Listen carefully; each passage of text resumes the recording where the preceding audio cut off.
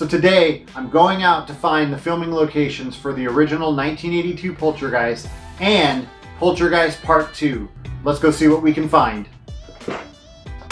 I'm in Agora Hills, California. This is where the beginning scenes of the movie were shot. Right here in front of me, this is the spot where all the kids are outside playing in the street, riding their bikes around that big tree. Now that big tree is no longer there. It's been replaced by a couple of smaller trees, but this is the spot. Okay, right here, this is the driveway where we see him coming out on the bike. The camera would have been up here on top of this hill looking down on the street, but unfortunately there's a ton of trees there now and you can no longer get that shot. Okay, I came up the hill about as far as I could go. This is the best shot I can get.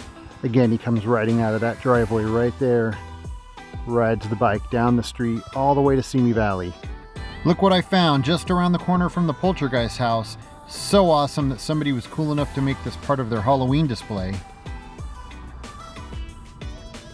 So right here, this is the spot where we see him come around the corner on the bike. He comes down this street, passing by the kids that were sitting in front of this house right here. This is the very spot where the kids would have been sitting as he passes by on the bike. They chase after him with their remote control cars right down this street.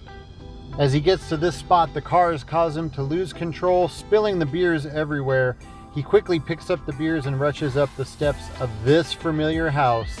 That's right, it's the Freeling house, and it still looks exactly like it did all those years ago. It's amazing. Now, from what I've heard, it's still the original owner that lives here. He bought the house brand new. They had already filmed the movie, and he probably had no idea just how huge Poltergeist was going to get. And from what I've heard, he's not really into all the fans that come hanging around the house. But again, it's awesome if you just take a look at how much things have not changed on this house. Across the street, we get a good shot of a few of these houses in the movie, especially this one right here can be seen when they're loading up the moving van.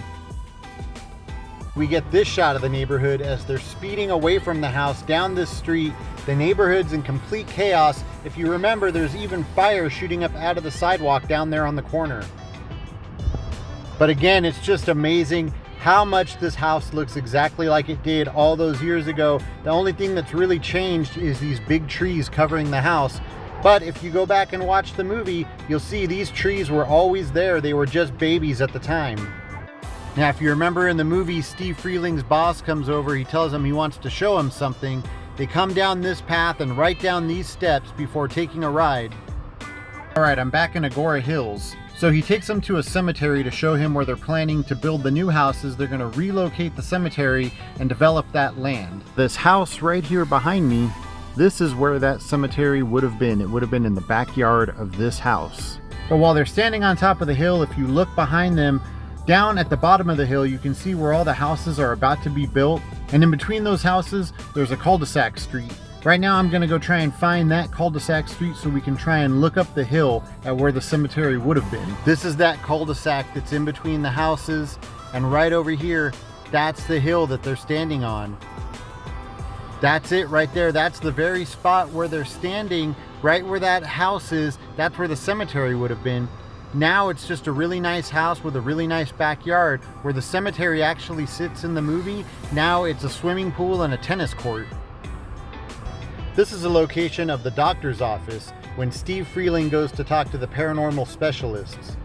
It's actually the Langston Library at UC Irvine. And besides the trees growing, as you can see, it looks exactly like it did in the movie. Now the Ontario Airport Inn. But right here, this is where that super awesome, extremely vintage looking Holiday Inn sign would have stood. The Freelings come walking down this path towards their room, number 209. There it is, that's the Freelings' room that we see them all walk into before Craig T. Nelson comes back out pushing that TV, leaving it right here against the wall. And then the credits roll. So part 2 starts out with Taylor going out to the desert and going on top of this big rock. That's Spider Rock in Arizona. And although I wasn't able to go to Arizona to film, I just wanted to show you guys that it is a real place and it really looks just like it does in the movie. Taylor comes right down the street here, down Canoga Avenue in Chatsworth, California, just below the 118 freeway. And then he turns onto Celtic Street. As he heads down Celtic Street, we see a lot of the houses that are along this street.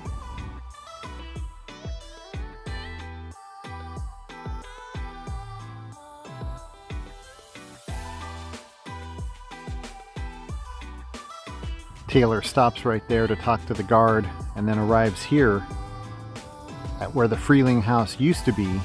Now, of course, as we already saw, the real Poltergeist house is in Simi Valley, but this neighborhood in Chatsworth, California, it was brand new at the time. This was still just a dirt lot. So all they had to do was build a couple of facades of houses and they could make it look like the Freeling house disappeared. Now, somewhere right in this area, this is where they would have put the fake steps leading up to the house. And then right up in this area, this is where they would have dug the hole for the pool. Now this house next door, it was here at the time, and you can definitely make it out in the movie. Now at the end of the movie, after they battle the Poltergeist, Taylor takes their station wagon and he heads down the street this way. We get a good shot of that rock formation down at the end of the street. Now all this information can be found online, but I've actually known this for many years because my grandparents used to live right up there. If you head up that street, the same one that Taylor was coming down, just on the other side of the 118 freeway, that's where my grandparents lived at the time, and my brother was actually staying with them, and he saw them filming and he met some of the cast. All right, this is the Encino Town Center. In the 80s, this was called the Town and Country Mall, and this is where Carol Ann has her first encounter with Reverend Cain.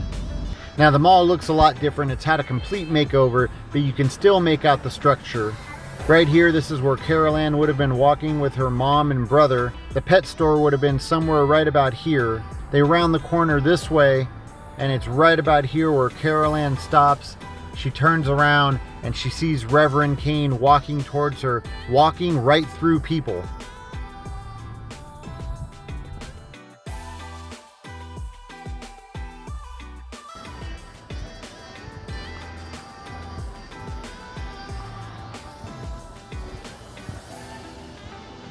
After their house vanishes, they go to live with their grandmother. Today I'm in Altadena, California, and right behind me is that house. Right now I'm walking along the exact same path that the Reverend Cain was walking, singing his church song. And he looks up here and he sees Carol Ann sitting in the yard. Right there, that's where the Reverend Cain would have been standing in the driveway. As you can see, all these years, not much has changed. Those red bricks in the driveway, that stone post at the end, and even the white fence. Right there on that porch, that's where Craig T. Nelson has the talk with Reverend Cain. The house pretty much looks exactly as it did. It's amazing. All right, that's gonna do it for this video. Thank you so much for watching. Please don't forget to subscribe to this channel. I'll see you guys next time.